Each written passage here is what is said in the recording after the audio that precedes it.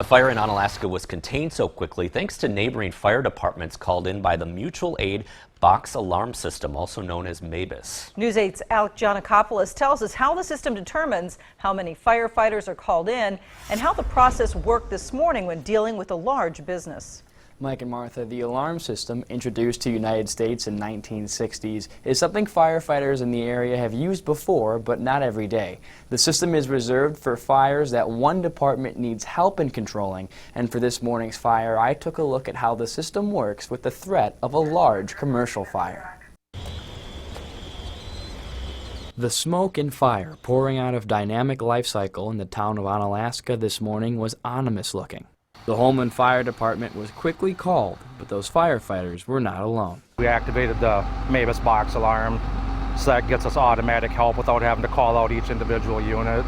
With some help from the La Crosse Fire Department, fire crews were able to contain the fire in under a half hour, and they agreed to send in a certain number of firefighters and trucks long before the fire started. The MABAS system is set up by each department predetermining what they would want coming on a particular type of fire. In this case, departments set up who they're going to call and how many they're going to call for a large commercial building. And like in this situation, the town's fire department isn't always the first to respond to a fire in their area. We don't want to pull all the resources from the immediate area, so if they have an incident and they're struggling for help. Making sure departments aren't stretched too thinly is also why several departments are called in. When you create the box or when you create the cards, you never go too deeply into one other department. Because the system heavily relies on the manpower of neighboring departments, there is an understanding in place. There's an agreement between the communities that the communities wouldn't take advantage of the system, but at the same time, it would be available, we'd be available to each other at no charge.